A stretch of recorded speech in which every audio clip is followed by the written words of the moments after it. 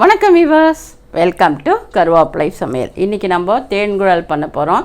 இந்த தேன்குழலில் நான் தண்ணி ஊற்றுறதுக்கு பதிலாக நீங்கள் தேங்காயை அரைச்சி தேங்காய் பால் எடுத்து வச்சுட்டிங்கன்னா தேங்காய் பால் ஊற்றி பிசைஞ்சு தேன்குழலும் பண்ணலாம். அது கொஞ்சம் ஹார்ட் ப்ராசஸ், நம்ம ஜனங்க எல்லாருக்குமே ஈஸியாக இருக்கிறது தானே தேவைப்படுது. அதனால் நான் தேங்காய் பால் எடுத்து புழிஞ்சி பால் எடுத்து போடலை, முறுக்கு சாதாரண முறுக்கு தான் பண்ணுறேன். இப்போ தேன்குழலுக்கு இங்கே பாருங்கள், இந்த நார்மல் அரிசி இல்லைன்னா மாவு பச்சரிசி எது கிடைக்கிறதோ அவைலபிளோ அதை எடுத்துக்கோங்க. இந்த மாதிரி அரிசி நம்ம சமைக்கிற பச்சரிசி இதை ஒரு துணியில் நல்லா தொடச்சிடுங்க போகிறோம். இதை அப்படியே மிஷினில் 5 போட்டுட்டு ஒன்று இதில் உளுத்தம்பருப்பு எடுத்து வறுத்துட்டு நல்லா வறுத்துட்டு இதில் போட்டு அரைச்சி எடுத்துன்னு வந்துடணும். சரிங்களா? இப்போ 5க்கு 1 இல்லைன்னா நீங்கள் வீட்டிலையே கூட ஒரு அழாக்கு எடுத்து வறுத்து மிக்சியில் பொடி பண்ணி ஜலிச்சு எடுத்துட்டு இந்த வெறும் வரட்டரிசி மாவு கடையில் கிடைக்கும் அதை வாங்கி 2 ஸ்பூன் இதை போட்டுட்டு ஒரு அழாக்கு 2 ஸ்பூன் போட்டு மிக்ஸ் பண்ணி கொஞ்சம் கொஞ்சமாக கூட பிசைஞ்சு நீங்கள் பண்ணலாம். இந்த மாதிரி 5 அழாக்கு எடுத்து நான் ஒரு உளுத்தம்பருப்பை வறுத்து போட்டு அரைச்சி எடுத்துன்னு வந்த மாவு இது. இந்த மாவை வச்சு தான் நம்ம தேன்குழல் பண்ண போகிறோம். ஸோ எப்படி பிசையலாம் அப்படின்றத இப்போ நான் காமிக்க போகிறேன். கொஞ்சம் கொஞ்சமாக பிசைஞ்சிக்கலாம் மாவு, எப்போவுமே நிறையா பிசைய வேண்டாம். அதனால் நான் ஒரு அழாக்கு முதல்ல பிசைகிறேன், அப்புறம் கொஞ்சம் கொஞ்சமாக நம்ம பிசைஞ்சிக்கலாம். ஒரு அழாக்கில் 1.5 அழாக்கு பிசைகிறேன். 1.5 அழாக்குக்கு நம்ம என்ன பண்ணணும், உப்பை கரைச்சி தான் போடணும்னு இல்லை, பொடி உப்பாக இருந்தால் இதை பாருங்கள் அப்படியே போட்டுடுறேன். உப்பு போட்டாச்சு. பெருங்காயம் கம்பல்சரியாக போடணும். பெருங்காயம் போட்டாச்சு. கட்டி பெருங்காயமாக இருந்தால் நல்லா கரைச்சி வச்சுக்கோங்க. உப்பும் போட்டு கொஞ்சமாக ஊற்றிக்கோங்க. எவ்வளோ உப்பு தேவையோ அதுக்கு தகுந்த மாதிரி உப்பை போட்டு கரைங்க. ஏன்னா நிறையா கரைச்சிட்டு கொஞ்சமாக தண்ணி ஊற்றுறேன், கொஞ்சம் உப்பாகிடுச்சுன்னா கஷ்டம்.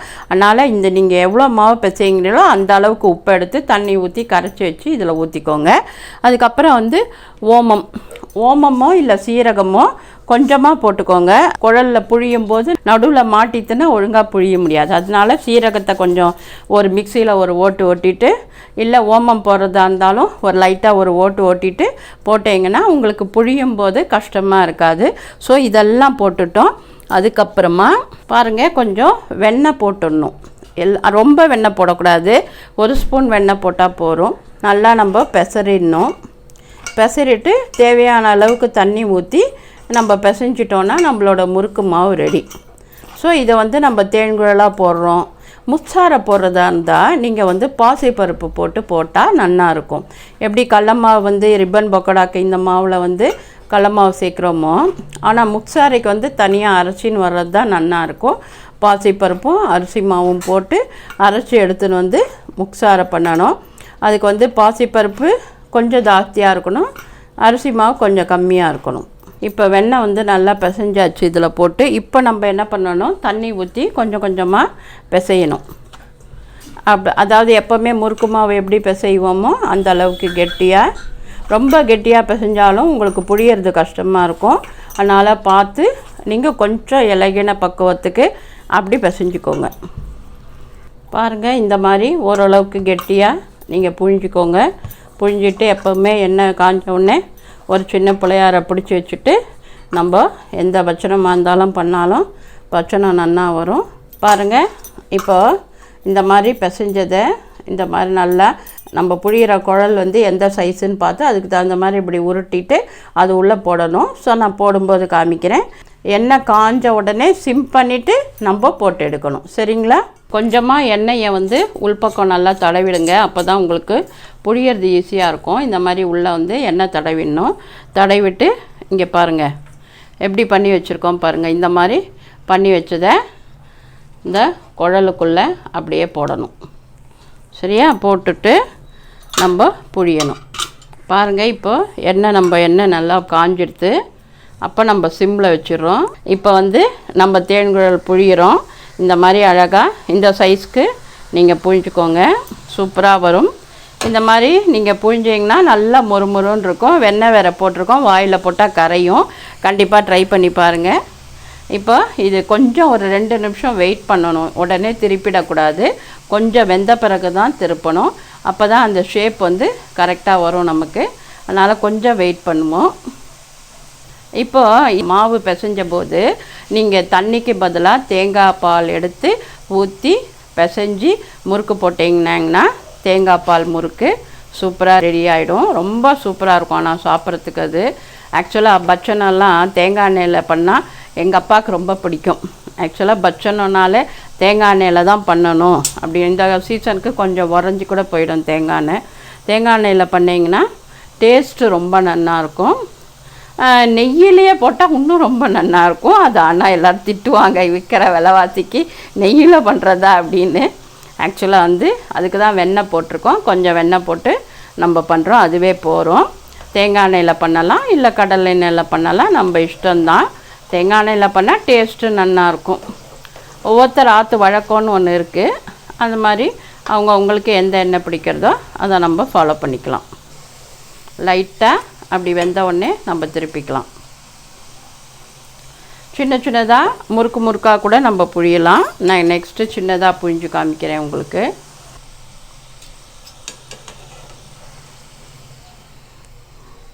பாருங்கள், இந்த பதத்துக்கு நீங்கள் எடுத்தீங்கன்னா ஓசை அடங்கி எடுக்கணும்.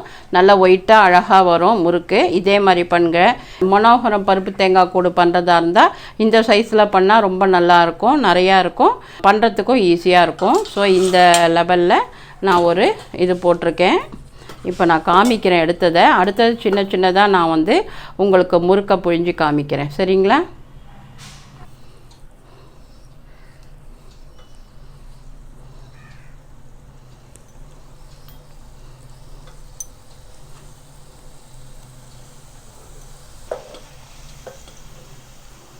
இப்போ நம்மளோட முறுக்கு ரெடி ஆகிடுச்சு. இந்த மாதிரி சின்ன சின்னதாக கூட நீங்கள் புழிஞ்சிக்கலாம்.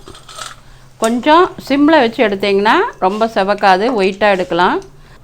முறுக்கும் நல்லா வேகும், ஒயிட்டாகவும் இருக்கும். சத்தம் கேட்கவும் நினைக்கிறேன் உங்களுக்கு. சரியா? அவ்வளோதான். நம்ம கரன்னு இந்த மாதிரி இருக்கும். இப்படி உடைச்சா உடையும், அவ்வளோதான் கணக்கு. முறுக்கு மாவு எப்படி ஈஸியாக அரைக்கிறதுன்னு சொல்லிட்டேன். நீங்கள் ஊற வச்சு காய வச்சு அதெல்லாம் வேண்டாம். ஜஸ்ட்டு துணியில் துடைச்சிடுங்க. இல்லைன்னா கடையில் கிடைக்கிற ட்ரை அரிசி மாவு வாங்கிக்கோங்க. உளுத்தம்பருப்பை மாத்திரம் வறுத்து மிக்சியில் பொடி பண்ணி ஜலிச்சுட்டு ஒரு அழகுக்கு 2 ஸ்பூன் போட்டு பிசையுங்க. வெண்ணெய் போட்டு பிசையுங்க. இதெல்லாம் ரொம்ப இம்பார்ட்டன்ட், நோட் பண்ணிக்கோங்க. சீரகம் முழுசாக போட்டால் அந்த ஓட்டையில் அடைச்சிக்கும். கொஞ்சம் ஒரு சுற்றிட்டு போட்டுக்கோங்க. ஓமமோ சீரகமோ எது பிடிக்குமோ அதை போட்டுக்கோங்க. வெள்ளை எள்ளு கூட போட்டுக்கலாம். தேன்குழல் புழியும் போது சின்ன சின்னதாக புழிஞ்சிக்கோங்க, அப்போ சீக்கிரம் வெந்துடும். ஸோ பெரிய முறுக்காக போட்டோன்னா பொறுமையாக தான் சிம்மில் வச்சு தான் பண்ணணும். சிம்மில் வச்சா ஒயிட்டாக வரும். கொஞ்சம் சீக்கிரம் ஆகணும்னா லைட்டாக கலர் சேஞ்ச் ஆகும். அதெல்லாம் நோட் பண்ணிக்கோங்க. இப்போ தேன்குழல் உங்கள் எல்லாருக்கும் பண்ணிட்டேன். முறுக்கு மாவு எப்படி பண்ணுறதுன்னு சொல்லிட்டேன், ரொம்ப ஈஸியாக. ஸோ இது ரொம்ப ஈஸி. இதை நல்லா நீங்கள் 1 கிலோ பண்ணி வச்சுக்கலாம். அது பாட்டுக்கு 10 நாளைக்கு வரும். சரி, அடுத்ததாக நான் உங்களுக்கு என்ன பண்ணலான் இருக்கேன்னா ரிப்பன் பக்கோடா. இதே மாவை வச்சு கொஞ்சம் ஆட் பண்ணி எப்படி பண்ணுறதுன்னு சொல்கிறேன். ஸோ இந்த ரெசிபி உங்களுக்கு பிடிச்சிருக்கும்னு நினைக்கிறேன். எல்லோரும் ட்ரை பண்ணுங்கள். நான் உங்களுக்கு முதல் வீடியோலேயே எப்படி முறுக்கு மாவு பண்ணுறதுன்னு சொல்லிட்டேன். அந்த மாவையும் இந்த கடல மாவையும் யூஸ் பண்ணி இப்போ ரிப்பன் பக்கோடா பண்ண போகிறோம். ரிப்பன் பக்கோடா பண்ணுறதுக்கு கடல மாவு 2 பங்கும், அரிசி மாவு 1 பங்கும். ஸோ கடையில் விற்கிற கடல மாவு வாங்கிட்டாலும் சரி, நீங்கள் கடலப்பருப்பை அரைச்சின்னு வந்தாலும் சரி. சரியா? இப்போ நம்ம கடல மாவு 2 பங்கு போட்டிருக்கோம். அதுக்கு அரிசி மாவு, அதாவது நம்ம முறுக்கு அரைச்சோம்ல முறுக்கு மாவு, அது 1 பங்கு போடுறோம். இப்போ அது கடல மாவு 2 பங்கு, அரிசி மாவு 1 பங்கு பண்ணிட்டோம். தேவையான உப்பு போட்டுடுறேன். அதுக்கப்புறம் கொஞ்சமாக காரம். அதுக்கப்புறம் உங்களுக்கு காரம் வேண்டான்னா மிளகு பொடி போட்டுண்டா ரொம்ப நல்லாயிருக்கும். நீங்கள் மிளகு பொடி கூட போட்டுக்கலாம். கொஞ்சமாக பெருங்காயத்தூள். இப்போ என்னென்ன போட்டிருக்கோன்னு சொல்லிடுறேன். 2 பங்கு கடல மாவுக்கு 1 பங்கு அரிசி மாவு. அதுக்கப்புறமா அதில் ஓமமோ சீரகமோ எது வேணும்னாலும் ரொம்ப நைஸாக பொடி பண்ணி போட்டுக்கோங்க. நான் அது போடலை. காரம் போட்டிருக்கேன், கொஞ்சமாக உப்பு போட்டிருக்கேன், தேவையான அளவு உப்பு போட்டிருக்கேன், காரம் போட்டிருக்கேன், மிளகு பொடி கொஞ்சமாக போட்டிருக்கேன். நான் நைஸாக அரைச்ச மிளகு பொடி, அதனால் அதை போட்டிருக்கேன். நீங்கள் உங்கள் சாய்ஸில் நீங்கள் எது வேணால் யூஸ் பண்ணலாம்.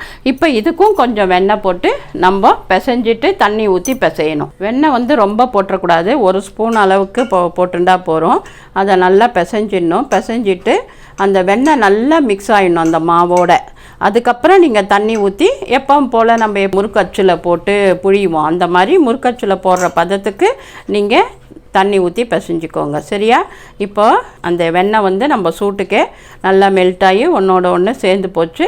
இப்போ நம்ம தேவையான தண்ணி ஊற்றி பிசைஞ்சிடுவோம். பாருங்கள், இப்போ தண்ணி ஊற்றிட்டேன். நான் பிசைஞ்சிட்டு உங்களுக்கு காமிக்கிறேன். அவ்வளோதான்.